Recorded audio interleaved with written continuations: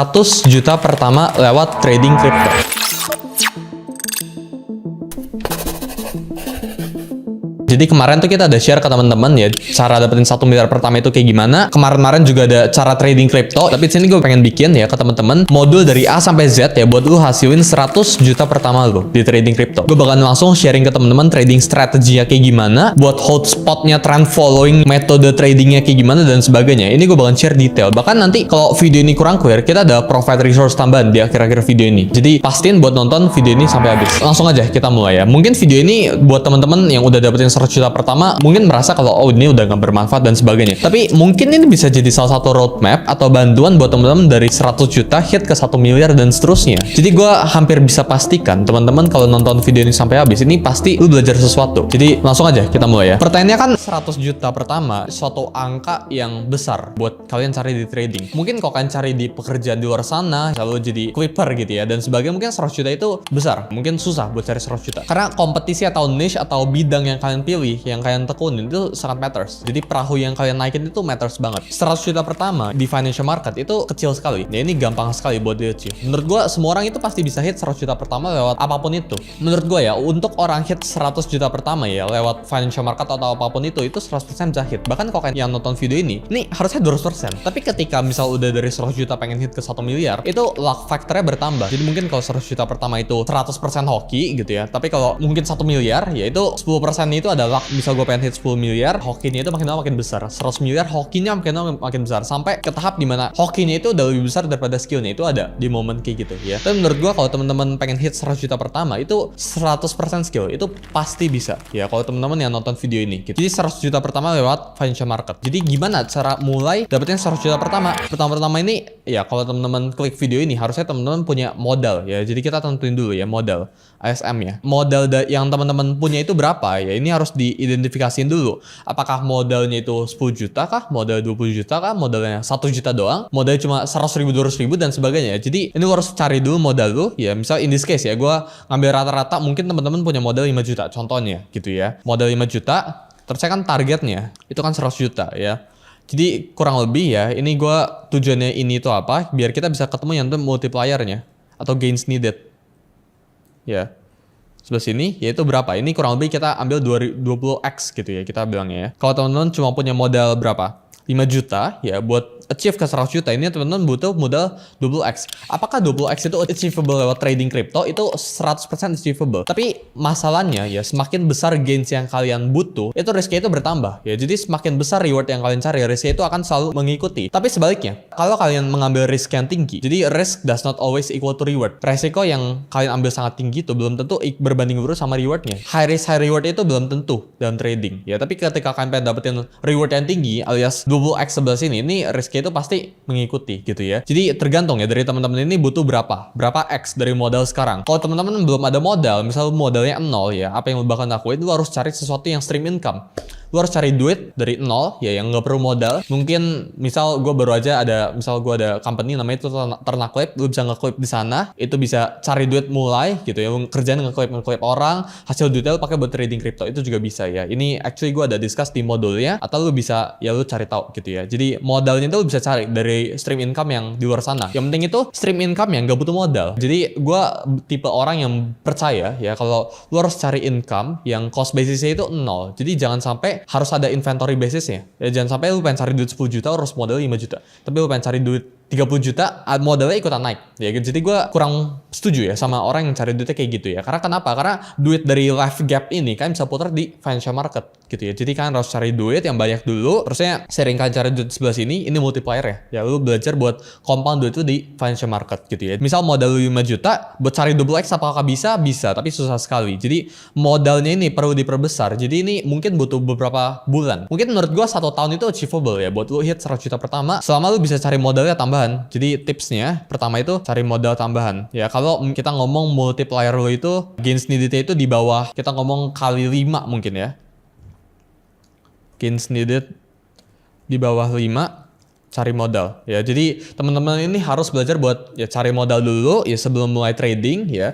Kalau gains lu itu masih di bawah kali 5. Jadi mungkin ya kalau modal lu di bawah 20 juta dari sekarang dan lu masih belum ada dana darurat dan sebagainya, lu better buat cari duit dulu ya. Jadi sambil cari stream income sambil di tradingin gitu ya. Jadi itu dari risk perspektifnya. Nah sekarang gimana risk management ya? Kalau misal teman-teman ini punya modal cuma 10 juta dan sebagainya, apakah gue harus all in dan sebagainya? Ya ini pertanyaan yang baik banget teman-teman ini suka tanya. Jadi gue suka pribadi ya, gue pribadi suka pecah ya beberapa risknya. Jadi pastiin buat teman-teman ini pertama punya yang nama itu dana darurat. Ya ini sekitar 12 bulan ya. Ini gue udah pernah jelasin di salah satu video gue, jadi bisa nonton ya cara nge-structure-nya. Ini yang video gue sebelumnya. Jadi dana darurat itu bisa ya lu harus punya buat 12 bulan ke depan sebelum mulai trading. Sama risk management ya. Jadi gue percaya ketika modal lu itu besar, risknya itu pasti mengikuti, risknya itu pasti mengecil seiring modal lu itu besar. Tapi kalau modal lu itu kecil, risknya itu mungkin nggak bakalan kecil-kecil banget. Mungkin itu kita bisa taruh risk rate-nya di 5-7% kalau modal lu 10 juta. Tapi again dengan catatan lu harus punya yang nama itu dana darurat. Udah ada dana darurat, lu trading, risknya 5-7%, terusnya di compound. Jadi lu selalu pasang yang namanya itu trailing.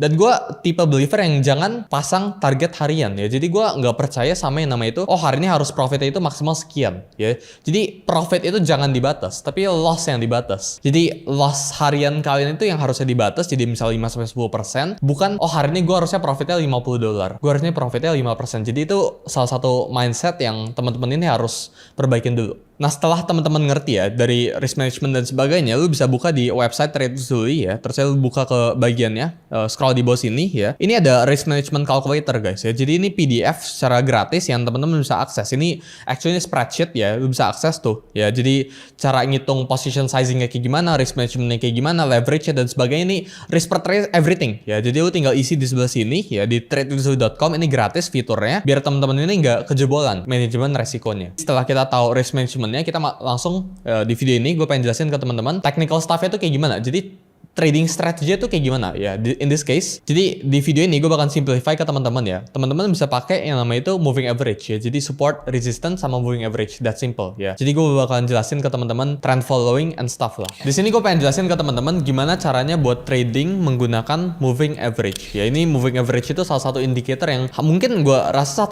satu dunia ini pakai gitu ya. Jadi mau dari kalangan orang luar gitu, mau trading forex, trading saham, trading crypto atau apapun itu, ini semua orang pada pakai indikator satu ini, namanya itu moving average. Kalau kalian pemula, ya ini gue bakal jelasin dari awal sampai akhir. Pastiin buat kalian nonton video ini sampai habis ya, karena ini gue bakal sharing ke teman-teman semua ya, gimana cara trading menggunakan moving average dari awal, dari pemula banget. Mau kalian nonton video ini dari pemula atau kalian udah ngerti sedikit tentang moving average, harusnya by the time kalian abisin video ini kalian udah ngerti atau bahkan tambah knowledge ya, tambah ilmu ya. Jadi langsung aja kita mulai. Pertama sebelum masuk ke cara pakai indikatornya dan sebagainya dulu, gue pengen sharing ke teman-teman dulu ya. Jadi apa itu moving average? Jadi moving average itu ada beberapa tipe ya kita ngomongnya.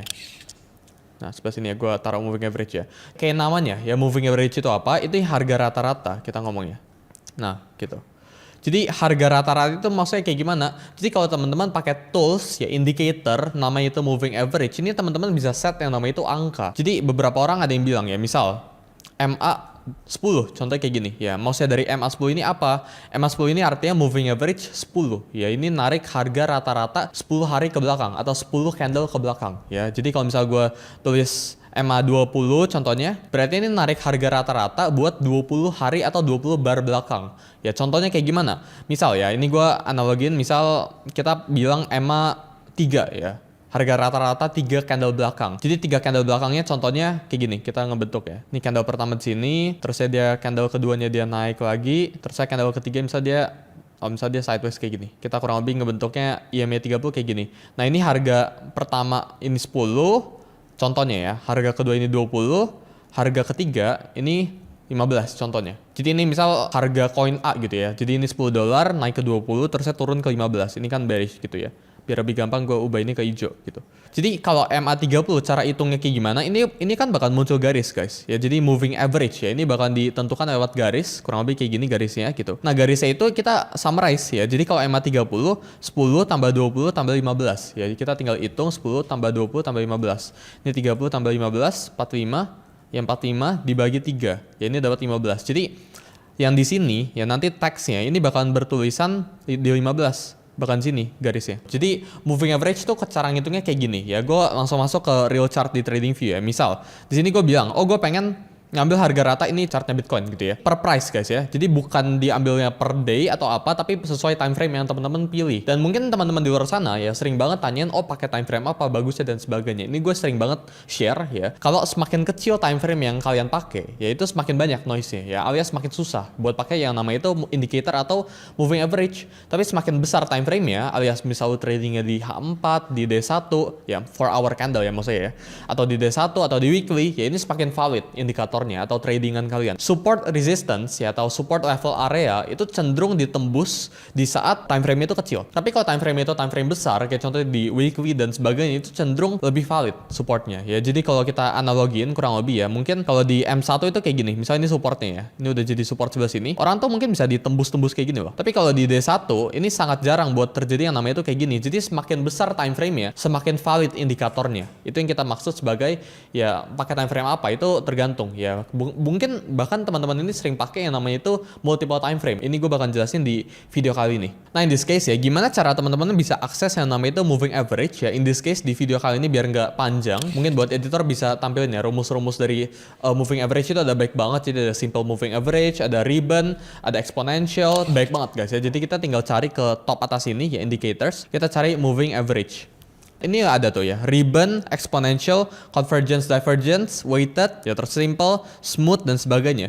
In this case ya, kita bakal pakai moving average exponential. Kita pakai yang single. Jadi moving average itu bisa di double, bahkan ada yang namanya itu rainbow moving average dan sebagainya. Tapi in this case kita pakai moving average exponential biar teman-teman simple aja gitu ya. Ini actually exponential sama simple itu kurang lebih mirip ya. Ini masing-masing punya rumusnya sendiri ya buat ngitung harga rata-rata ya. Tapi overall cara ngitung harga rata-rata kayak gimana? Mereka rata-rata dari semua bar ya, kayak yang gue jelasin sebelah sini. Jadi kalau bar 1 ya harganya itu 10, bar 2 harganya 20, bar 3 harganya 15. Ini 10 tambah 20 tambah 15 dibagi 3. Hasilnya jadi 45 gitu ya. Jadi itu cara orang itu ngitungin, cara indikatornya itu ngitungin. Ini kita pakai moving average exponential di sebelah sini.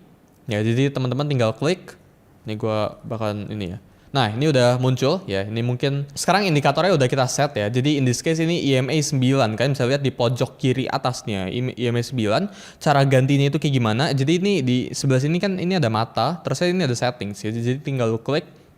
Nah, lu buka sebelah sini ke bagian inputsnya ya. Ini ada length-nya. Nah, length-nya ini durasinya. Jadi dia pengen ngambil berapa bar ke belakang. Ini lu bisa hitung gitu ya. Kayak contohnya ini 9 ya. Berarti dia ngambil 9 bar ke belakang ya. Jadi contohnya dari bar sini 1 2 3 4 5 6 7, 8, 9. Nah, dia ngambil sampai sini gitu. Jadi harga rata-rata ya dari 9 bar belakang di Bitcoin M30 sekarang itu 87.228, sekarang 98, 19 gitu. Jadi itu cara moving average itu bekerja gitu ya. Nah, kita sekarang bisa ubah. Misal lengthnya contohnya jadi 20 gitu ya. Nah, 20 ini ya lu cek nih. Jadi harga rata-rata Bitcoin selama 20 bar belakang dari sini ke sini ya, ini 20 bar nih. Nah, ini ya dari sini selama box warna biru ini itu 87.354,28. Jadi kurang lebih tuh kayak gitu. Misal lu bisa sekali lagi ya kita modify ya. Misal kalau length itu 100 contohnya. Nah, ini kalau bisa 100 ya, harga rata-rata buat 100 bar ke belakang which is sampai sini nih. Nah, ini sampai jauh nih. Sampai sini nih kurang lebih. Jadi dari sini dari 24 November jam 8 pagi nih ya sampai sekarang ini 87.285 gitu ya. Jadi kita bisa lihat harga rata-rata ya dari beberapa bar belakang. Ini salah satu kegunaan dari moving average juga. Nah, sebenarnya kita tuh juga bisa pakai moving average buat ngelihat yang namanya itu trend ya. Jadi trend di market sekarang itu lagi bullish atau bearish. Kita bisa lihat pakai yang namanya itu moving average. Jadi sesimpel ya, gue bakal coret-coret sini. Kalau chartnya, misalnya ini chartnya ya, yang warna kuning itu chart ya. Misalnya ini candlenya, sorry, gue ganti ke sini aja. Nah, misalnya ini candlenya ya. Jadi kalau candlenya itu ada di atas dari garisnya, misalnya yang garisnya ini warna biru. Ya kayak gini nih contohnya ya. Ini marketnya itu bullish. Ya jadi kalau candlenya ada di atas garis ini bullish. Tapi kalau candlenya ada di bawah kayak gini, ini bearish gitu. Tapi kalau candlenya di tengah-tengah, garisnya di tengah-tengah, terus candlenya juga intersect gitu kurang lebih, ini sideways marketnya. Contohnya kayak gimana? Misal di sini kita pakai EMA 100 gitu ya. Gimana cara kita identify trennya? Oh, setiap kali barnya atau setiap kali candlestick itu ada di atas garis warna biru ini ya, alias misal di sini nih yang gua kotakin nih ya. Ini marketnya itu lagi market bullish gitu. Tapi kalau misal dia turun kayak gini, udah ngebuat sideways kayak gini kan, terusnya garisnya itu ada di tengah-tengah dari semua candlenya. Ini marketnya itu lagi sideways kita ngomongnya gitu. Contoh lainnya ya, misal kayak gini.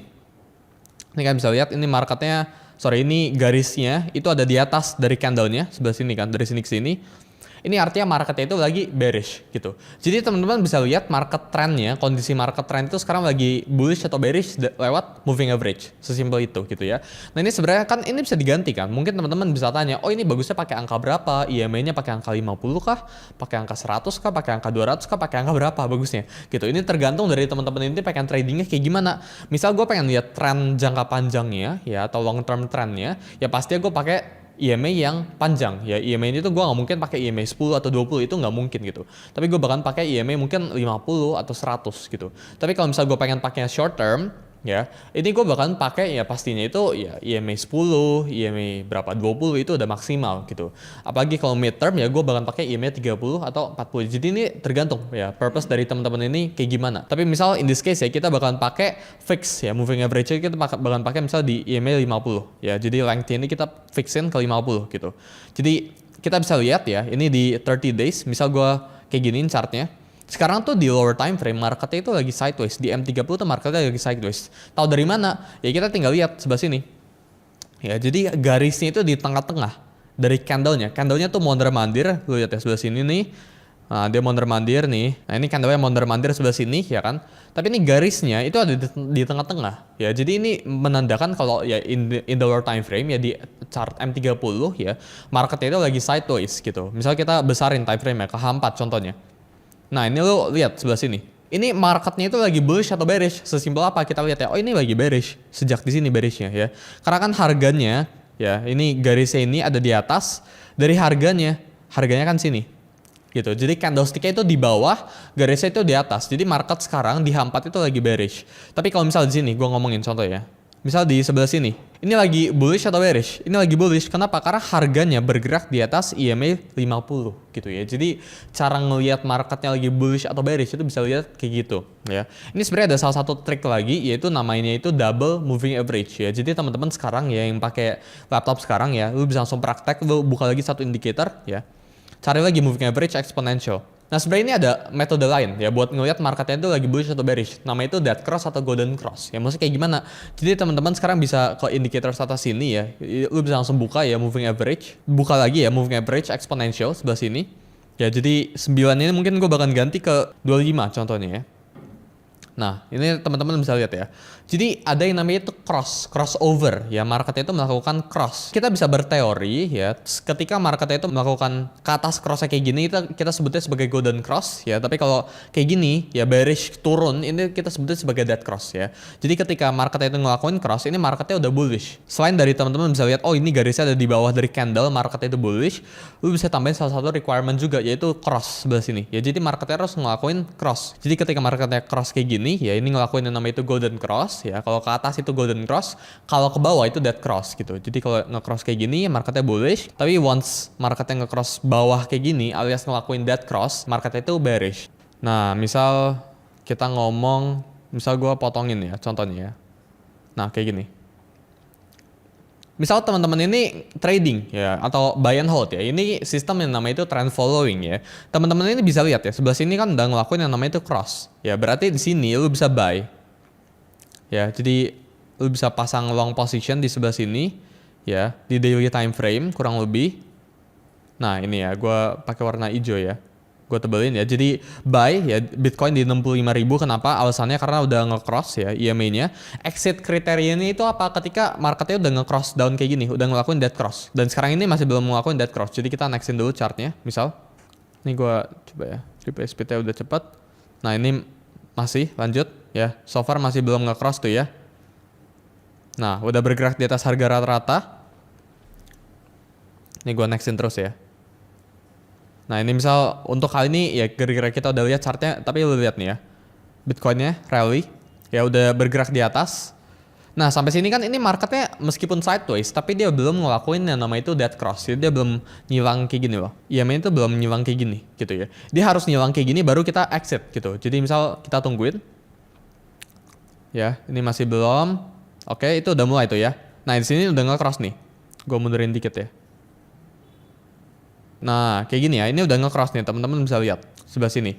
Ya, jadi alias ya kita bakalan exit di saat close candle di sebelah sini. Jadi ini sistem yang namanya itu trend following. Kita ikutin trennya ya. Ini biasanya trend following ini baik banget orang-orang atau fund-fund yang pakai gitu. Jadi secara kesimpulan ya kita buy di sini ya di 14 Oktober sini terus exit sini. Ya kita cuan 35% dengan strategi moving average ini. Nah, ini pastinya nge-cross-nya atau harganya ya itu bisa beda-beda ya. Kalau teman-teman pakai EMA 25 versus teman-teman pakai EMA 20 itu resultnya udah pasti beda gitu. Teman-teman pakai EMA 10 sama 20 sama 25 sama 50, kombonya itu cocokannya itu pasti beda dan ini perlu di backtest. Ini perlu di track sampai belakang angka yang ideal atau angka yang pas buat teman-teman itu berapa ya. Jadi teman-teman harus hitungin sendiri gitu ya. Ini salah satu metode ya buat teman-teman ini pakai yang namanya itu moving average buat portfolio teman-teman. Ini berlaku juga buat altcoins atau buat meme coins gitu ya. Intinya tuh setiap kali ngelakuin cross kayak gini ya, teman-teman bisa ngelakuin yang namanya itu sell ya.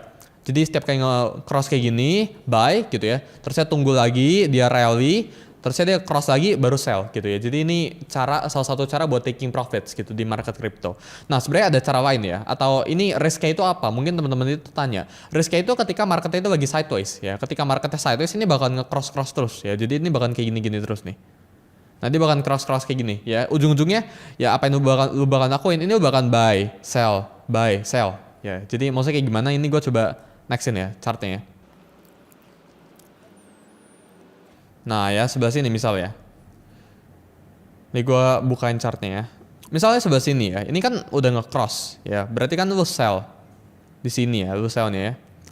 Terus tiba-tiba sini lu buy lagi kan. Karena marketnya di sini lu bahkan buy-nya. Lu jualnya di garis merah, belinya di garis hijau. Lu rugi beberapa persen hitungannya. Jadi metode ini salah satu metode pertama ya buat manfaatin moving average. Itu cuma berguna ketika trennya itu lagi major trend banget ya. Jadi mungkin buat beberapa teman-teman yang di rumah ya yang punya akses ke Bloomberg dan sebagainya, lu atau enggak lu bisa minta lah ke datanya ke misal di Trade di Discord itu kita suka share juga.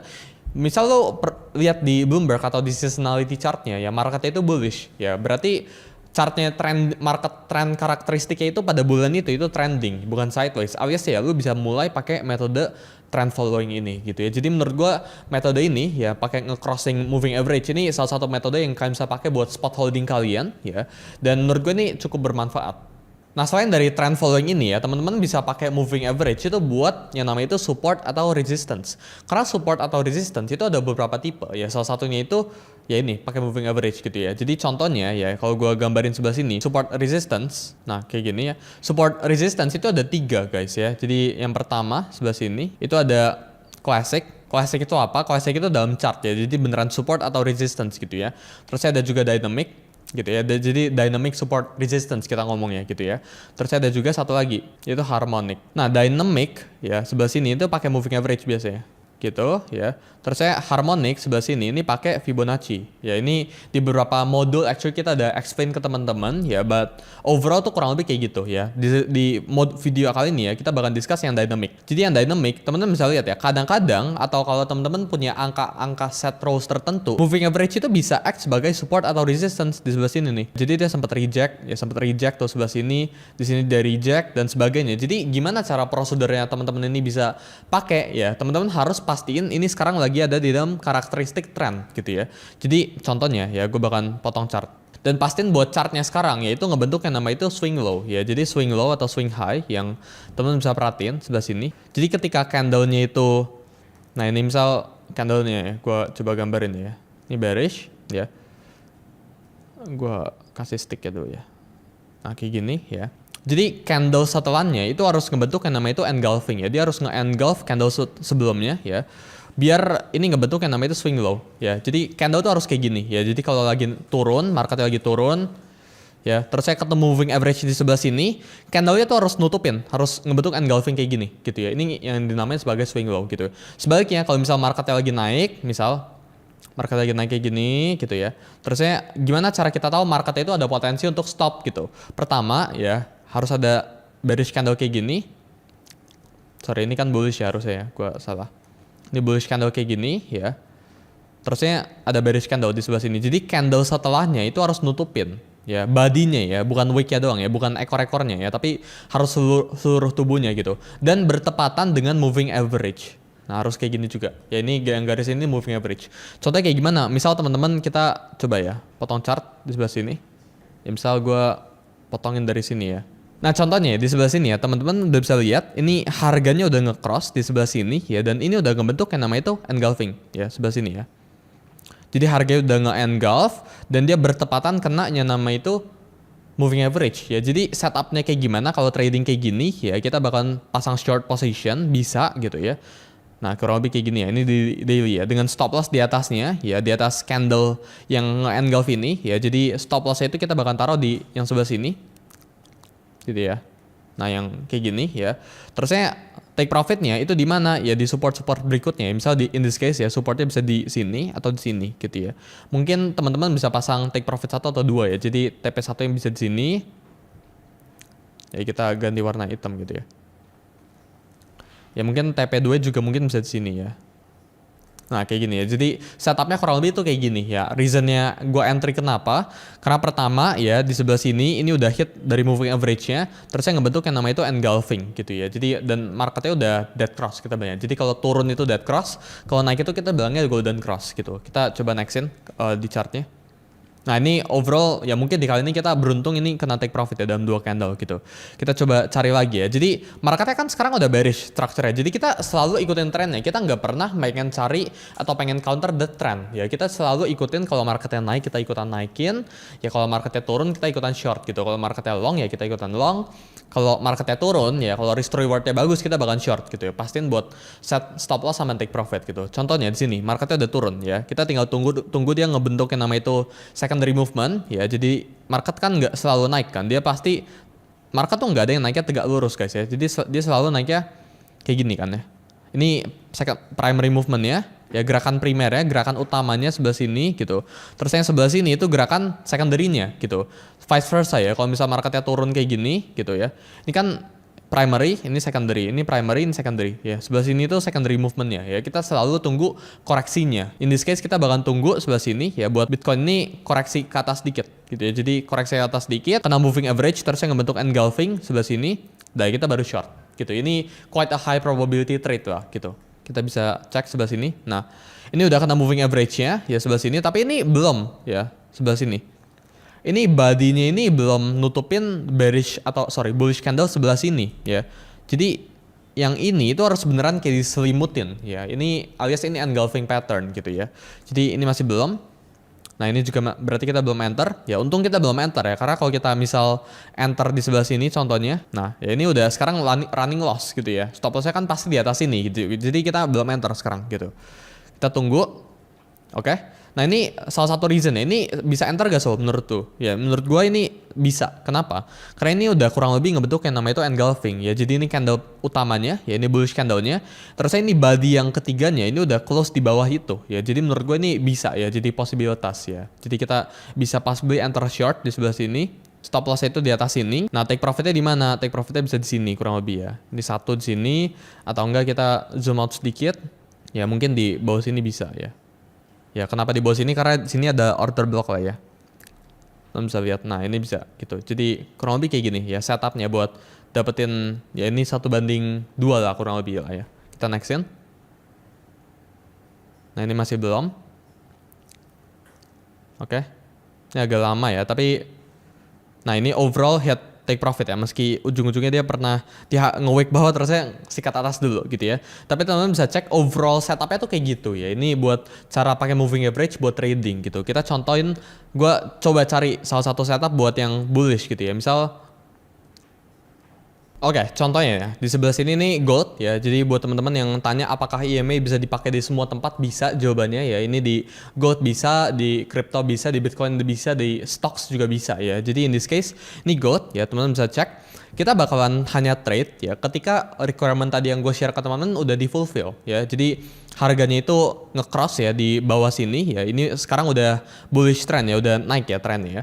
Dan dia ngebentuk yang namanya itu engulfing. Jadi dia harus nyilang ya di sini ya. Dia harus ngebentuk engulfing gitu ya. Sekarang itu masih belum gitu. Kita nextin.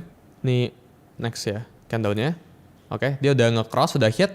Nah, ya ini quite a setup ya menurut gue ya. Jadi di sebelah sini dia udah nge-hit, lu bisa lihat kena garis moving average-nya gitu ya. Terusnya ya lu mungkin bisa combine sama beberapa indicator ya, tapi overall candle sebelah sini itu lebih besar ya, badinya itu lebih besar daripada yang sebelah sini gitu ya. Menurut gue ini kita bisa enter ya, kita bisa pasang long position kurang lebih di sebelah sini, stop lossnya bisa di bawah sini kurang lebih ya, sini ya, di bawah support levelnya ya, terus saya take profitnya bisa di sini ya, di atas sini atau di sini lah kurang lebih. Ini 1:2 kurang lebih lah ya. Nah ini lagi running ya kurang lebih. Ya, jadi in this case kita kena take profit. Ada gak case yang kena stop loss? Ada guys jawabannya ya. Jadi ketika market trendnya itu lagi nggak sesuai, kita bakalan kena stop loss. Ya contohnya, misal gue coba cari lagi ya. Nah sebelah sini ya. Apakah ini bisa buat trading? Ya ini bisa guys jawabannya. Kita tinggal follow the trend simply ya. Sampai trendnya itu dipatahkan. Jadi kita nggak bisa assume, oh marketnya udah bearish sekarang juga. Nggak bisa guys ya. Kita bisa assume marketnya udah bearish ketika apa? Ketika harga rata-ratanya, ketika moving average-nya itu udah bergerak di atas candle-nya. Ya ketika garisnya itu udah bergerak di atas candle-nya gitu ya. Jadi in this case misalnya kita pasang stop loss di bawah sini, terus misalnya take profit-nya di atas sini juga bisa gitu. Kita running lagi. Nah ini in this case, nah ini kena stop loss nih. Jadi, nah kita cek tuh. Meskipun overall market trendnya, nah lu lihat tuh. Market structure overall itu bullish ya, tapi dia nge-sweep support kita di bawah dulu, nge-false break dulu, baru dia running ke atas gitu ya. Jadi ada beberapa case yang bisa kena stop out ya, dan trading itu everything about risk management dan probability ya. Jadi ketika kita punya suatu metode ya, misal gue share ke kalian ya, gue punya metode buat trading. Ini dari 5 kejadian gitu ya. 5 kejadian, 3-nya itu menang, 3-nya itu merah, ya 2-nya itu stop loss, 3-nya itu take profit ya. Ini kalau teman-teman hitung yang namanya itu expected value, ya ini positif hasilnya. Jadi kalau misal gue ada tawarin lu ke lu ya, coin flip 60% heads, 40% tails, itu technically lu bisa ambil edge-nya. Edge itu expected value-nya itu 10%. Jadi menurut gue selama ya teman-teman bisa achieve ya kurang lebih 60-70% winning rate yang gak perlu tinggi-tinggi, lu udah punya edge-nya, risk ratio-nya itu gak usah terlalu tinggi gitu dan sebagainya, lu udah bisa achieve ini gitu ya. Ini selebihnya kalau teman-teman ngerasa video ini kurang clear ya, lu bisa buka di websitenya tradewithsu.com ya. Jadi ini pure edukasi gratis yang kita share ke teman-teman ya. Jadi lu bisa akses dari semua modulnya ya gratis di sini ya, free modulnya. Nah tuh ya, jadi cara baca candlestick ya, tujuan trading crypto, cara pakai Fibonacci, ini semuanya lengkap ya, kita share ke teman-teman. Jadi pastiin buat kalian nonton ini gitu ya. Jadi ini cara buat teman-teman itu trading pakai moving average ya. Kita buy overall ya dari awal tahun ini ya, kita udah dapetin kurang lebih 2000%an ya di trade di internal pakai metode ini gitu ya. Jadi semoga bermanfaat. Sampai jumpa di video berikutnya.